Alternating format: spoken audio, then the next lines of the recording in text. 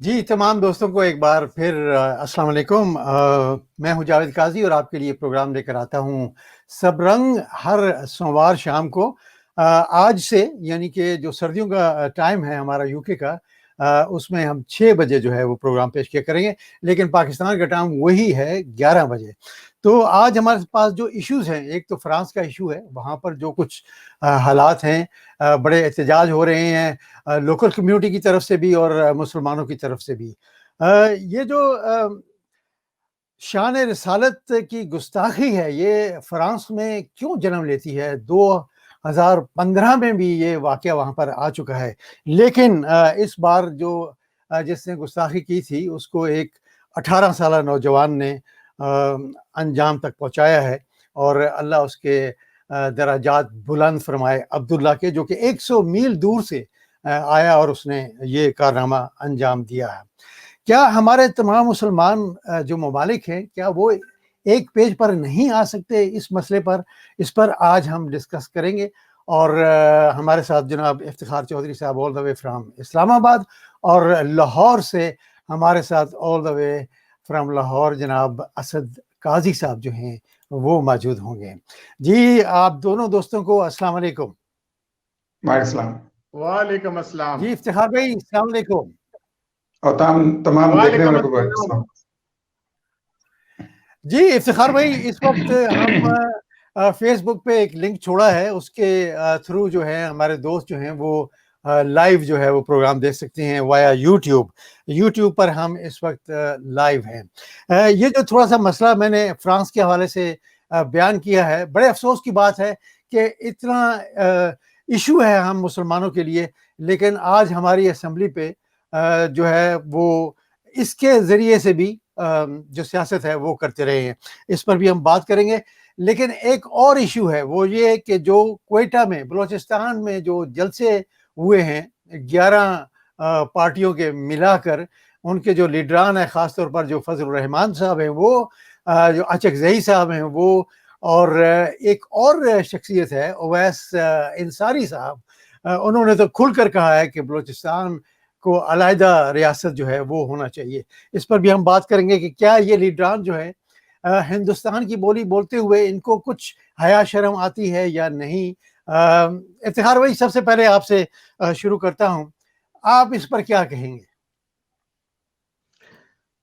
देखें जी, पहली बात तो ये है, जो फ्रांस के सदर ने जो बकवास की है, जो शान रसालत के उनकी इज्जत में जो गुस्ताखी की है, वो नाकाबिल माफी है। वल्लज़ीना यूज़ूना रसूलल्लाह अज़ाबन अलीम, सूरह तौबा की 61वीं आयत है कि जो रसूलुल्लाह सल्लल्लाहु अलैहि वसल्लम को इज़ा पहुंचाते हैं या उनकी शान में गुस्ताखी करते हैं, उनके लिए दर्दनाक अज़ाब है उनके लिए।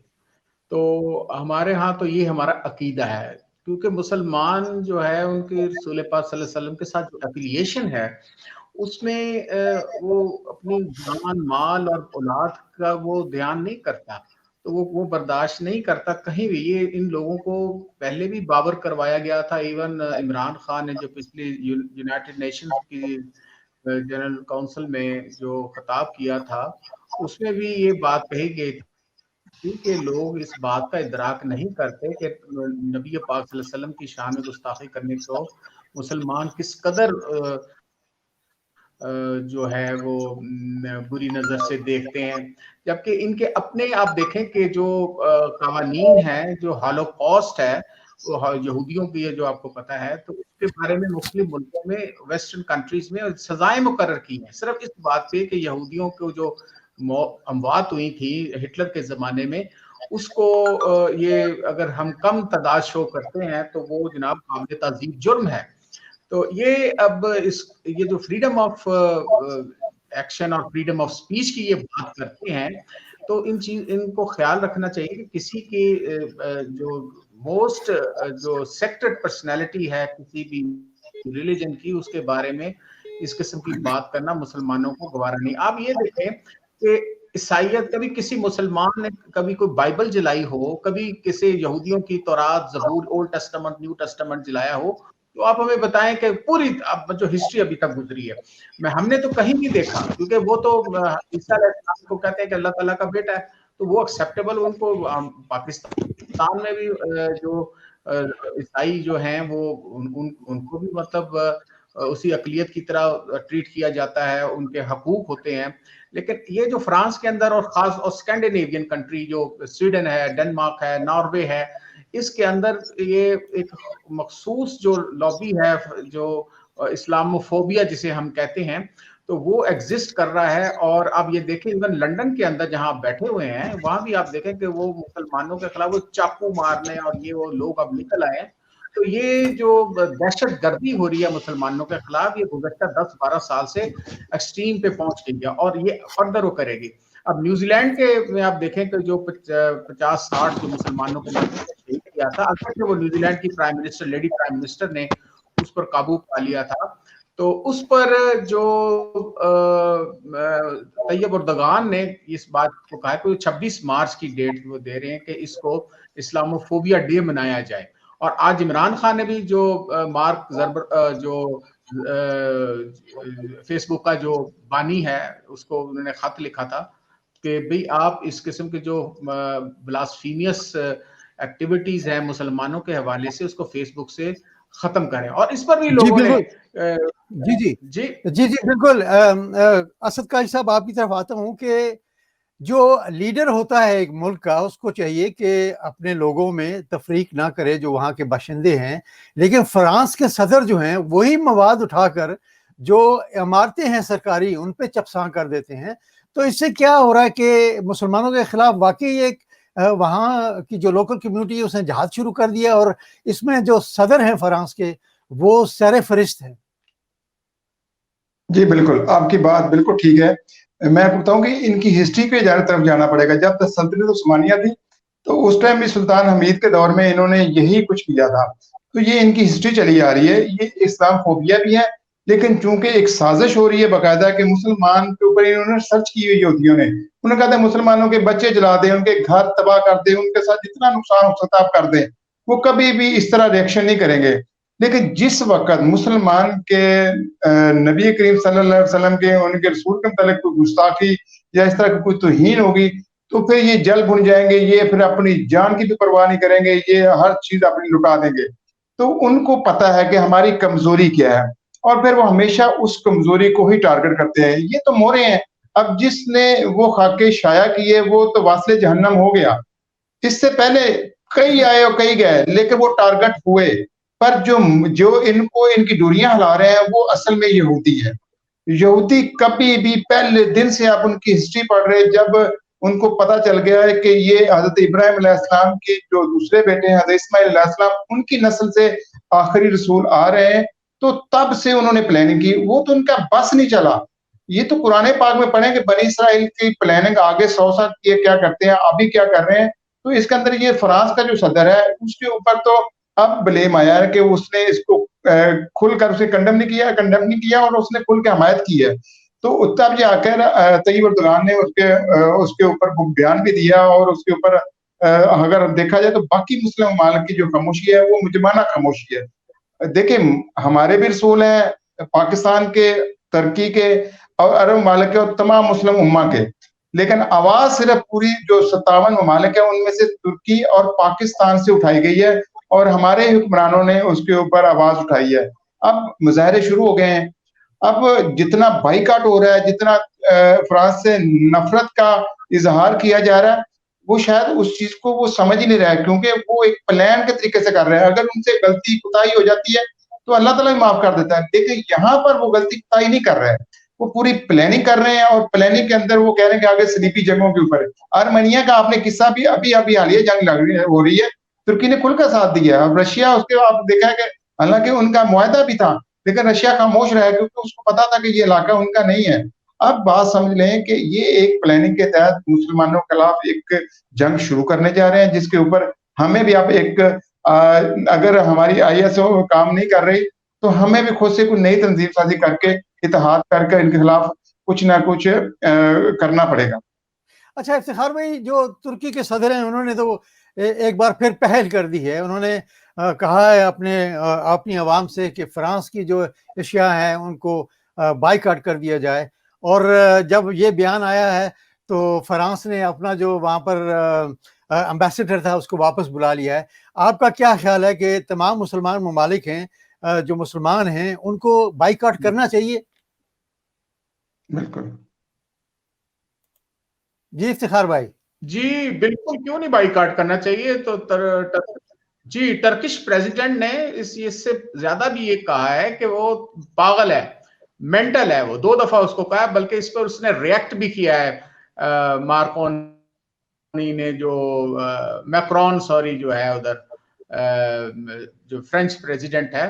तो हमें भी ये चाहिए कि हम अपने सफीर को बुलाएं वहां से, वो एटलीस्ट उसको अपना प्रोटेस्ट रिकॉर्ड कराएं। आज वैसे उसको बुलाया गया था, फ्रेंच जो सफीर है पाकिस्तान के अंदर, वो मखदूम जो है वो कुरैशी जो है वो बता रहे थे, जो वजीर खारजा है हमारे।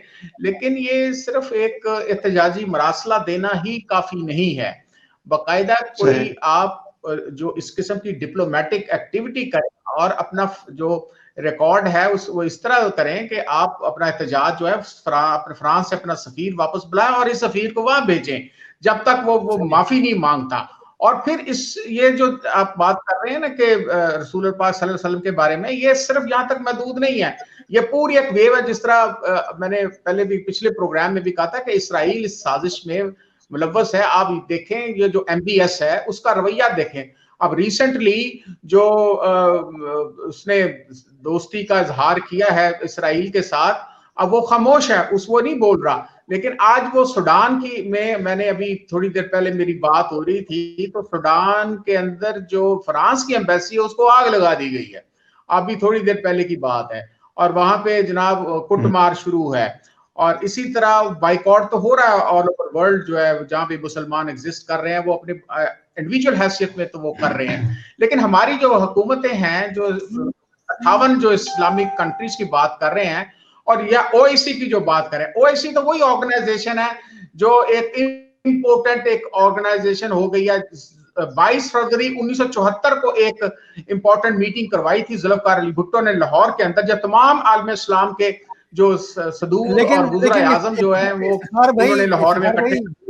इफ्तिखार भाई, जब सारे मुसलमान ममालिक मतलब कि तुर्की को छोड़ दें, पाकिस्तान को छोड़ दें, जिन्होंने आवाज उठाई है, अगर वो खामोश रहेंगे तो फिर यही रद्द अमल आएगा। IOC जो है इन्होंने बनाई है वो किस काम की है? OIC देखिए, OIC जो है वो एक इम्पोर्टेंट अदारा, मैं पहले कह रहा हूँ। हाँ जी, इसीलिए टर्किश प्रेसिडेंट महातिर मोहम्मद और इमरान खान ने इन्होंने तय किया था कि मलेशिया के अंदर एक कॉन्फ्रेंस की जाए जिसमें एक मुसलमानों की एक दूसरी ऑर्गेनाइजेशन का रूप दिया जाए, ठीक है ना। तो अब वो जो उसने प्रेशराइज किया, MBS ने इमरान खान को कहा फिर कि जनाब आप अगर ये कॉन्फ्रेंस में आप जाते हैं या स्पीच डिलीवर करते हैं तो आप के जो 30 लाख जो पाकिस्तानी हैं वो आपको वापस कर दिए जाएंगे जो सऊदी अरब में काम कर रहे हैं मुख्तलिफ ये जो स्किल्ड और अनस्किल्ड। तो इसीलिए ये जो अरब कंट्रीज हैं, इन मेजॉरिटी जो आप ये देखेंगे सब इसराइल के सपोर्टर हैं। क्यों? इनकी अपनी बादशाहते हैं, ये बादशाहते इनको खत्म होने की इनको चांसेस नजर आ रहे हैं। लेकिन सूडान की जो अवाम है, आप देखें सूडान ने 2-3 दिन पहले जो है वो इसराइल के साथ अपने ताल्लुकात रिस्टोर किए थे डोनाल्ड ट्रंप के प्रेशराइज करने पर। लेकिन उसके बावजूद भी देखें तो जो उनकी अवाम आज बाहर निकली है, अब बाहर निकल के उन्होंने जो एम्बेसी, फ्रांस की एम्बेसी को उन्होंने आग लगाई है। और कतर और उर्दन जॉर्डन में हमें खबरें आ रही हैं कि वहां पे भी अवाम निकली है और उन्होंने फ्रांस की जो प्रोडक्ट्स हैं उसका बाइकआउट किया है। तो ये जो हमारे में इंतशार है वो मैंने पिछली दफा भी मैं कहता हूँ, एक मुस्लिम हरम की पासबानी के लिए नील के साल से लेकर ताब खाके काशगर, वो अब वो सिलसिला जो इलामा इकबाल का विजन नजर आता था अब हमें नहीं नजर आ रहा। अब वो जो कंट्री जिनके वेस्टेड इंटरेस्ट हैं, आप देखेंगे जो OIC एक कश्मीर के ऊपर कॉन्फ्रेंस नहीं बुला सकती जो कश्मीर में मूडी ने मजालम किए हैं, तो आप किस तरह उससे एक्सपेक्ट करेंगे कि वो OIC जो है वो इस मसले में भी खड़ी होगी। और ये अच्छा, बात है अच्छा चौधरी साहब से माजरत था, चौधरी साहब ने सही कहा सर। ओआईसी ने अगर देखा जाए ना, हमारा एक इत्तेहाद बना था, वहां पर रईस शरीफ बैठे हुए थे, उनको ईरान को उस टाइम तकलीफ हुई थी। और आपकी बात बिल्कुल सही, चौधरी साहब ने कहा था कि अगर वो इत्तेहाद हमारा चल पड़ता है, नई तंजीम साजी हो जाती। लेकिन मसला ये है कि ओआईसी को लीड ही सऊदी अरब कर रहा है, और सऊदी अरब वो रियासतें हैं जो अरब गल्फ की रियासतें हैं जो तुर्की से ही मुआहदा अल-वज़न के तहत इनको रियासतों में तकसीम करके दे दिया गया। तैयब उर्दगान अब खुलकर क्योंकि सामने आ रहा है, उसने कहा मैं सल्तनत उस्मानी की बहाली करने जा रहा हूं, तो अब ये खुलकर अभी भी कह रहे हैं कि मोहम्मद बिन सलमान इसराइल को तस्लीम करने जा रहा था, बिल्कुल एग्री हो गया था। वो तो उसको डर पड़ गया कि मुझे कहीं घर से कोई ना कत्ल कर दे, वो अपनी जान के डर से अब उसको अनाउंस नहीं कर रहा। अंदर खाते थे तो वो इसराइल को तस्लीम कर चुका है। बेसिकली हमें ये समझना है कि हमारा असल दुश्मन कौन है, जो ये प्लान कर रहा है, जो ये साजिशें कर रहा है, और ये सारी यहूदी साजिशें हैं भाई का। जी जी जी जी, बोलिए चौधरी साहब। जी जी जी जी, इफ्तिखार भाई बोलिए, इफ्तिखार भाई बोलिए। देखें असद काजी साहब, यही हमारे ब्लैकमेलिंग पॉइंट है ना, यही तो ब्लैकमेलिंग है। जब इमरान खान ने प्रोसीड किया था तो उसने धमकी दी थी एमबीएस ने। आज भी जो इमरान खान ये जो यहूदी साजिश के पीछे है, ये साइलेंट रहेगा, आपको नजर आएगा। क्योंकि अभी आप जो बात कर रहे थे हम पिछले दिनों के, जी नवाज शरीफ हमेशा सऊदी अरब का नाम ले रहा है अपनी हर स्पीच में, जो एंटी स्टैब्लिशमेंट और एंटी पाकिस्तान जो इसका जो मूडी का जो है थीसिस है, उसको जो एक्सप्लेन कर रहा है। आप देखें वो सऊदी अरब की बात करेगा और मार्शल्लाह जनरल की बात करता है कि अपना वो मुशर्रफ का नाम लेता है कि उसने ये कर दिया, लेकिन वो ज़िया-उल-हक का नाम नहीं लेगा जिसने उसको फैसिलिटेट किया था। वो जनरल राहील का नाम नहीं लेगा, क्योंकि आजकल वो सऊदी अरब के अंदर डॉन लीस में उसको रिलीफ दिया था उसकी बेटी को, और साथ वो एमबीएस जो है वो उसने सऊदी अरब की अभी भी जो सऊदी अरब ने शख्स को पाकिस्तान से, हमारी जो एस्टैब्लिशमेंट इस बात को एक्सपोज नहीं कर रही, रिवील नहीं कर रही। अब इन लोगों का जो रवैया है वो पाकिस्तान आलम इस्लाम के लिए नहीं है। मैं यही तो बात कर रहा हूं कि अगर अब इस तरह वो अगर आर्मी के खिलाफ इस किस्म की बातें कर रहे हैं, या इसराइल ही पीछे है इनके, जो अभी समझ जाना चाहिए। नवाज शरीफ की 3 तकरीरें हैं। हाँ, हमें ये जो बात की है अवैस नूरानी ने, तो अवैस नूरानी की अपनी क्या औकात है। अच्छा, इफ्तिखार भाई, एक और एहतिजाज हम मुसलमानों को बनता है कि जब भी कोई इस किस्म का हादसा होता है तो सब कहते हैं जी कि इस्लामिस्ट टेररिस्ट जो है वो है इस्लाम। तो इस्लामोफोबिया जो है वो बहुत तरक्की कर रहा है इस यूरोप में, इसकी क्या वजह है?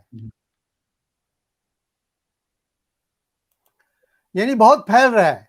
देखें, इसकी यही वजह है ना कि इस्लाम जो है वो जी इस्लाम तो एक पीस का एक अमन है, अमन की एक निशानी है, अमन का एक रिलीजन है। अब हजूर पाक सल्लल्लाहु अलैहि वसल्लम ने जो अपने रियासत मदीना में तो जो मिसाके मदीना हुआ था, सुलह हुदैबिया हुआ था, वो किन लोगों के साथ हुआ था? अच्छा कैसा, मैं इसका जवाब देना चाहूंगा। तो उन्होंने पीस की बात की थी, यहूदियों के साथ पीस की बात की थी, ठीक है ना। तो वहां पे रियासत के अंदर ईसाई और यहूदी जी जी असद भाई, आप जवाब देना चाहते हैं? जी जी कैसा, आप इंग्लैंड में रह रहे हैं ना, आप देखिए जरा अपना इर्द गिर्द देखिए, यूरोप के अंदर मुसलमानों की आबादी तेजी से बढ़ रही है।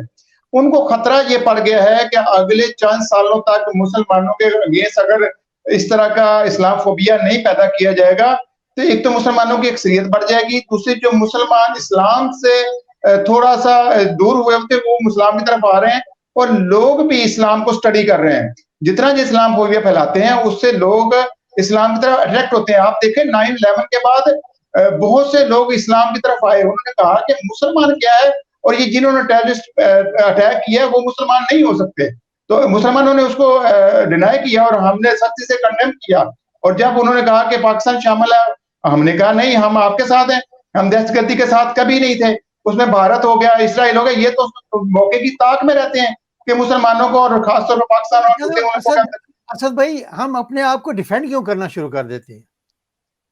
ये क्योंकि है कि हमने हिस्टोरिकल पर्सपेक्टिव में बात की, क्योंकि रसूल सल्लल्लाहु अलैहि वसल्लम की शान पर उन्होंने गुस्ताखी की है, हमें उनसे उनके हवाले से बात करने दें कि ये जो जूस जो थे और ईसाई जो थे, हुजूर पाक सल्लल्लाहु अलैहि वसल्लम जिनकी शान में ये गुस्ताखी कर रहे हैं, उनको पता होना चाहिए कि जूस और ईसाइयों का उनके रियासत के अंदर हुजूर पाक सल्लल्लाहु अलैहि वसल्लम का क्या रवैया था।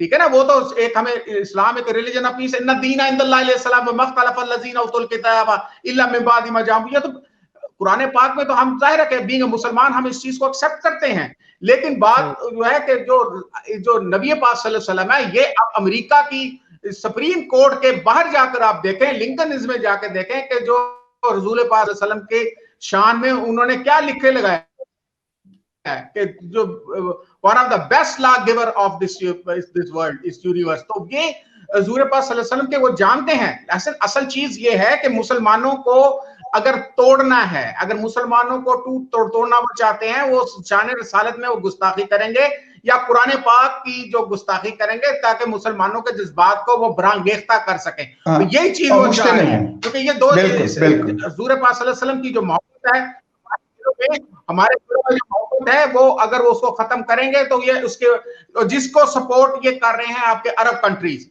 अब ये एमबीएस की आप बात कर रहे हैं, ओआईसी को वो अगरचे वो हेड कर रहा है, ओआईसी की आप देखें पीछे से, अगर इसी तरह पाकिस्तान आर्मी जो है वो एमबीएस के बजाय उस फैक्शन की सपोर्ट करना शुरू कर दे जो पहले जो किंग सलमान के आने से पहले था, तो ऑब्वियसली जो एमबीएस को आग लगेगी।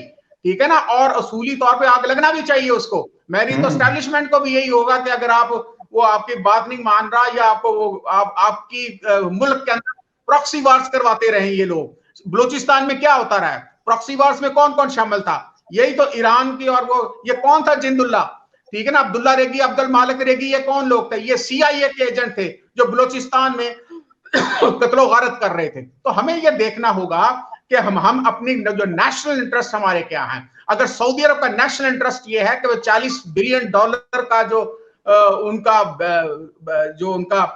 ये बिजनेस है इंडिया के साथ, उसकी वजह से वो अगर उनको ला इलाहा इल्लल्लाह मोहम्मद रसूलुल्लाह का जो झंडा है वो मूडी के गले में वो डालता और हाईएस्ट सिविल अवार्ड देता सऊदी अरब का, तो पाकिस्तान को ये चीज देखनी चाहिए कि आप लोग अपने जो नेशनल इंटरेस्ट को उसको फॉलो करें, आप उसे एक जो इस्लामिक स्टेट के तौर पे मस्ट कंसिडर करें। एक चीज, दूसरी चीज ये है कि 2023 में आप ज़ाहिर अर्दोगान ने ये कहा हुआ है कि ये जो खाना काबा, जिस तरह वेटिकन सिटी का तस्वर है कि जो ईसाई जो हैं वो एक इटली एक स्टेट जो बना दिया है वेटिकन सिटी, उस वेटिकन सिटी में जो वो इंडिपेंडेंट है, वो हालांकि वो इटली के अंदर है लेकिन वो इंडिपेंडेंट उसको स्टेटस दिया है क्रिश्चियंस ने, कैथोलिक्स ने। तो इसी तरह मदीना और मक्का, वो अगर उसको इंडिपेंडेंट स्टेट डिक्लेयर कर दिया जाए और ऑल मुस्लिम शिफ्टियत कंट्री जो है उसको वो मुख्तलिफ अदवार में मुख्तलिफ वो तरह बोर्ड की तरह वो रन करें, तो ये उसके लिए, क्योंकि वो तो कमाते ही सिर्फ मकामात मुकद्दसा से हैं सऊदी अरब वाले। वैसे भी जो टेक्नोलॉजी खत्म होने जाएगी जब इलेक्ट्रॉनिक, सही कह रहे हैं, बिल्कुल ऐसी है भाई, वो कमाते वही से हैं। लेकिन अब और हमें इफ्तिखार भाई जी, इफ्तिखार भाई अब वक्त आ गया है कि हमारा मुल्क जो है उसको भी अपना इंटरेस्ट जो है वो देखना चाहिए और मुसलमानों का जो इंटरेस्ट है उसको सामने रखना चाहिए। आप क्या कहेंगे असद भाई? जी जी बिल्कुल, इस टाइम कुदरती तौर पर हमें वो पहली दफा ऐसा हुआ है कि हमारी जो मिलिट्री एस्टेब्लिशमेंट है और हमारा जो सिविलियन एस्टेब्लिशमेंट कहना दोनों को, ये दोनों फर्स्ट टाइम एक पेज पर आई हैं। ये पहला मौका आया है कि किसी को कहना नहीं पड़ा। अब तैयब एर्दोगान ने बात की, हमने उसके ऊपर लेटर लिख दिया, हमने उसके ऊपर जो चीज उन्होंने की हमने उनके साथ साथ दिया। अब देखें, जिस वक्त उन्होंने कहा कि हमने अजरबैजान के खिलाफ एक्शन लेना तो हमने किया। देखिए, सबसे पहले काजी साहब, हमें जिस तरह उनके पास वीटो पावर है, चंद आलमी ताकतें हैं, उसमें से किसी एक मुस्लिम मुल्क को शामिल होना पड़ेगा, वो चाहे हम मिलकर तुर्की को खड़ा कर लें, जिसके पास वीटो पावर हो और दुनिया का कंट्रोल कम से कम मुसलमानों के किसी बड़े मुल्क के पास आ जाए। देखिए, चूंकि जो रियासतें तुर्की से तोड़कर बनाई गई हैं वो तो कभी नहीं चाहेंगी, और उन्होंने आज तक उनको अपने मतलब के लिए इस्तेमाल किया है और वो मतलब पाकिस्तान से निकालते रहे हैं। यकीन जाने, इस वक्त जितने हमारे भगोड़े और लुटेरे सियासतदान थे वो जा जाके सऊदीया की सपोर्ट लेते थे और उनको ही कहने पर एनआरओ मिलते थे। उन्हीं की वजह से आज तक हमारे यहाँ जितना भी कंट्रोल था वो अमेरिका इन्हीं के कंधे पर आके चलाता रहा। हमने अपना कभी डिसीजन या अपने मुल्क की बात में फैसला ही नहीं किया। 9/11 के बाद तो इमरान खान उसने तालिबान के अगेंस्ट हक में था, लेकिन चूंकि एक पॉलिसी बन गई थी पाकिस्तान के खिलाफ, इंडिया आ रहा था, बाकी लोग आ रहे थे, तो हमने मुल्क की हिफाजत में फैसला किया। उसके बाद जब जरदारी साहब आए हैं और नून लीग की हुकूमत आई है, तो फिर वहां पर अपने जाती मफादा सामने आ गए, फिर मुल्क की मफाद पीछे तरफ चले गए। जब पीटीआई की गवर्नमेंट आई है तो पहली दफा मुल्क की मफाद का तहफ़्फ़ुज़ हो रहा है, और अल्हम्दुलिल्लाह अगर कुछ 2 साल हम और बेहतर आ गए तो हम मुल्क की मफाद में ही फैसले करेंगे, और गवर्नमेंट जो है वो एस्टेब्लिशमेंट के साथ मिलकर एक ही पेज पर काम कर रही है और वो अच्छा कर रही है। जी इफ्तिखार भाई, हम ओआईसी जो है उसको कैसे फाल कर सकते हैं, या फिर उसके बदले में कोई और ऐसी ऑर्गेनाइजेशन हम जितने मुसलमान ममालिक हैं वो खड़े कर सकते हैं?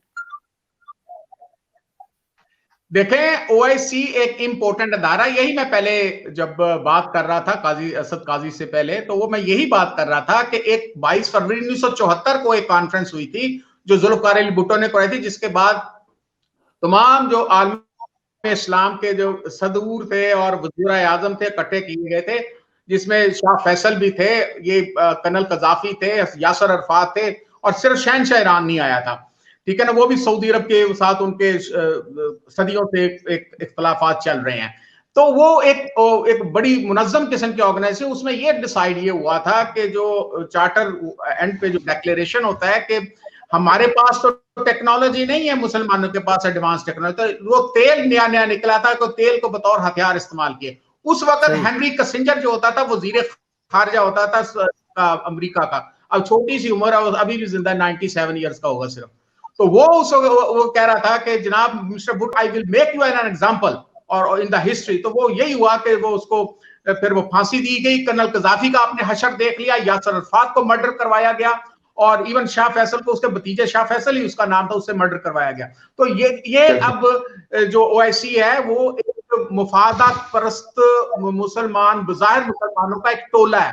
अब यही कोशिश हुई थी कि आपने जो अभी बात की है ना कि हमें एक पैरेलल ऑर्गेनाइजेशन जो है तश्कील देनी चाहिए, तो एक कोशिश हुई थी जिसमें अभी मातिन मोहम्मद था, उर्दगान जो वो तैयब उर्दगान था, और मलेशिया में कॉन्फ्रेंस रखी गई थी, और उस पर जनाब एमबीएस को मोशन लग गए थे।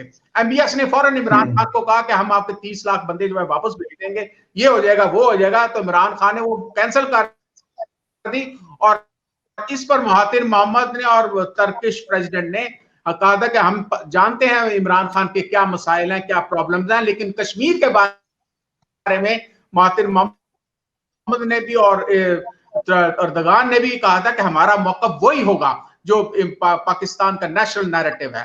तो लिहाजा हमें देखना ये पड़ेगा, पहले हमारी जो एस्टैब्लिशमेंट है, ये मेरा मैसेज अब एस्टैब्लिशमेंट को है, पाकिस्तान की जनरल बाजवा साहब को है और इमरान खान को भी है, कि हमें टर्किश प्रेसिडेंट का पूरा सपोर्ट, कंट्रीज है मुसलमान कंट्रीज, उनके साथ मिलकर हम उस पैरेलल एक ऑर्गेनाइजेशन तश्कील दें। छोड़े कितनी देर तक अब करेंगे, एक रीजनेबल जो डिप्लोमेटिक ताल्लुक जरूर रखें सऊदी अरब के साथ, क्योंकि हमारे 30 लाख लोग काम कर रहे हैं, लेकिन हमें जो काम से रोकने की बात ना करें।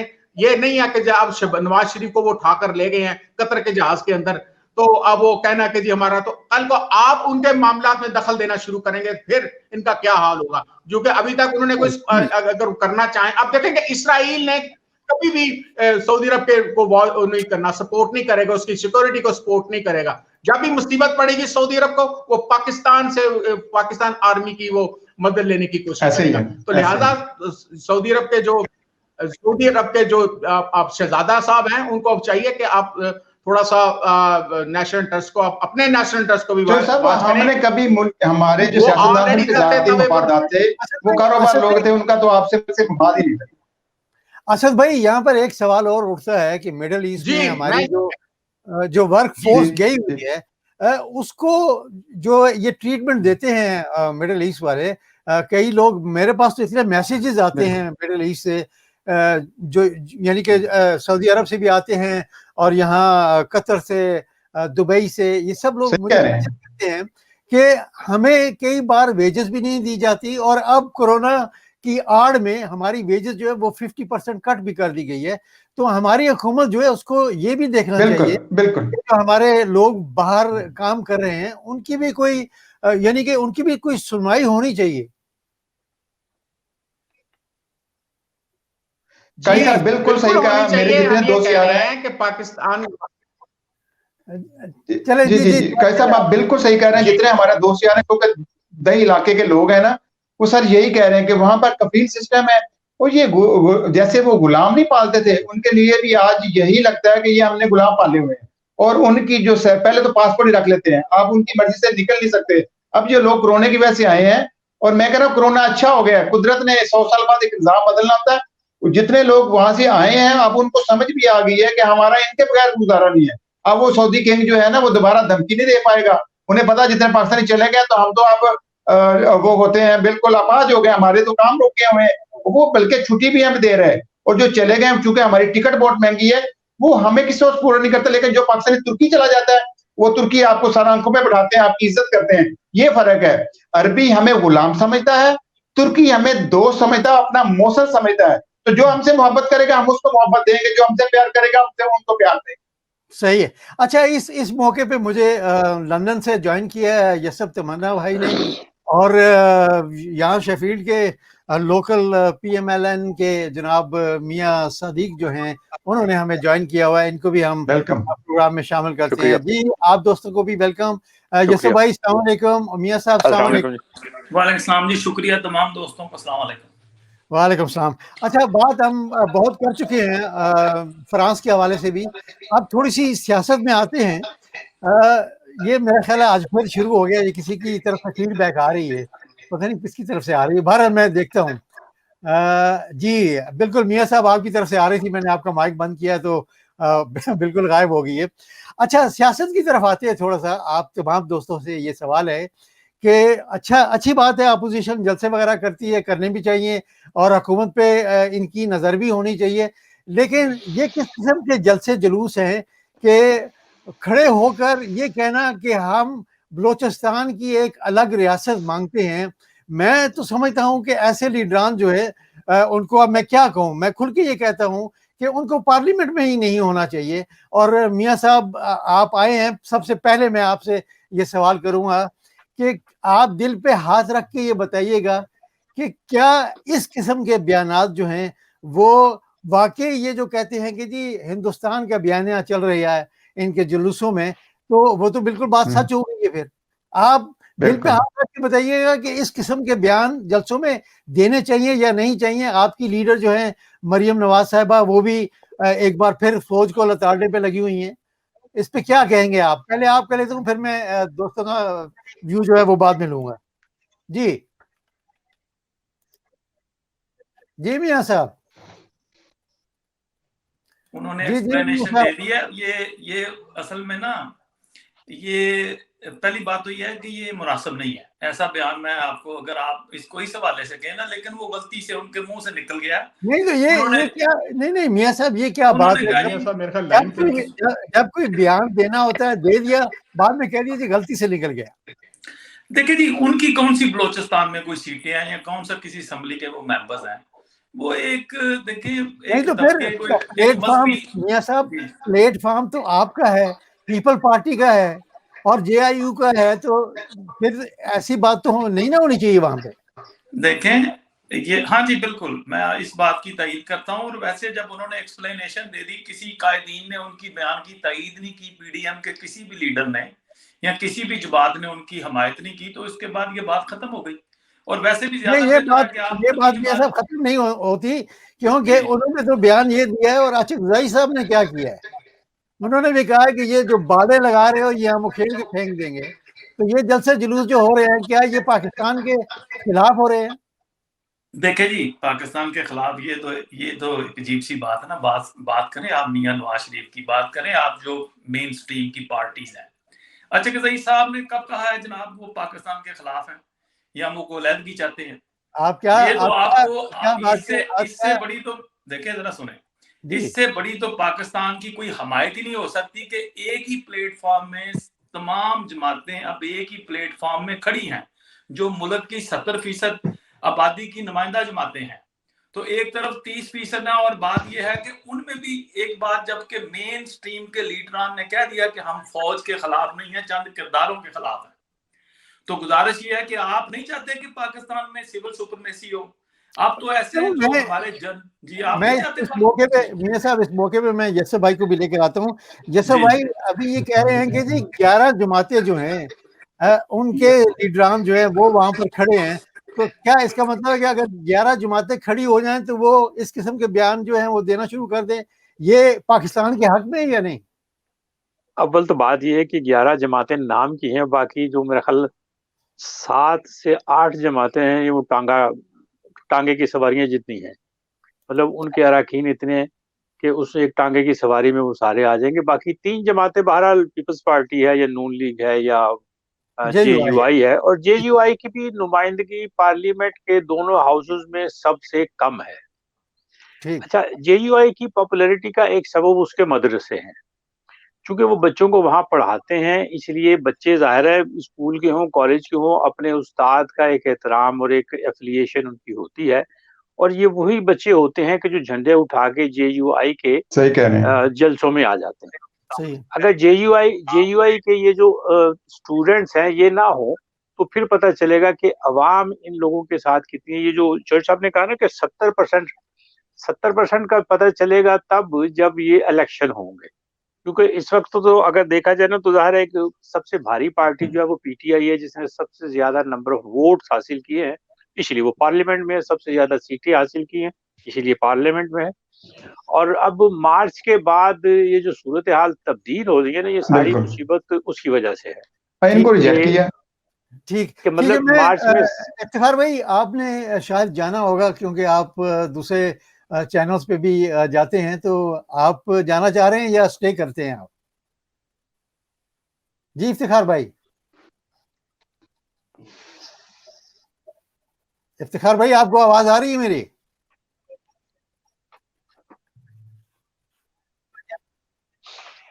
मैं बस आखिर एक बात करूंगा, वो जी। ये है कि अभी जो 70% कैसा, की मैं बात आपसे 2 हुई है मिनट लूंगा, मैं वो क्लोजिंग की तरफ अभी जा रहा था, मेरे तो मैंने कहा भाई जरा ने फिर आपसे इजाजत चाहूँ। आ रही है, आ दोनों रही भाई है। पहले इफ्तिखार भाई आपको की आ रही बात है मेरी करें, आवाज? आप भी क्लोजिंग पे चले जाइएगा। तो ठीक। मैं इनकी तायद करूंगा कि 70% जो हैं ये इनमें ओके। से चंद तो टांगे की पार्टियां हैं। और इवन जो अवैस नूरानी, जी जी बोलिए एक ना। मिनट ठहर जाए, अच्छा साहब एक मिनट ठहर जाए, क्लोजिंग करने बाद में ना, वो जो अवैस नूरानी है उसकी तो अपनी सीट नहीं है, ठीक है ना, और उसको बुलवाया गया था।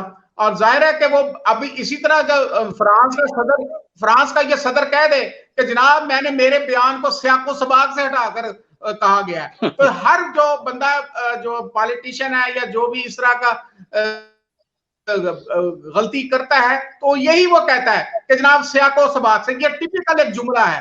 तो लिहाजा उस शख्स को जिसने ये बात की है और जिस फोरम पर की है, बाकी जो अचकजई की है बात करते हैं ना, तो अचकजई का इनको पता होना चाहिए कि ये बाकायदा NDS जो है, जो अफगानिस्तान की जो इंटेलिजेंस है, जी वो जी उसके पिछले दिनों भी इसके जो मामलात निकले थे, बात कर रहे हैं, फलां की बात कर रहे हैं, एस्टेब्लिशमेंट की अच्छा बात भाई कर रहे हैं, साहब, और ये सब के सब मैं वहां पे टोक उसकी रहा हूँ, गोद में आवाज बैठे थोड़ी सी होते हैं रखो। जाके। अभी जी भी जी रिसेंटली जो है वो जनरल बाजवा ने एक्सप्लेन किया था। तो मेरा ये जी जी ख्याल ये है इफ्तिखार कि भाई, इसका मुआवजा अच्छा। होना चाहिए आवाज इन जो है लोगों वो को ये आ रही है।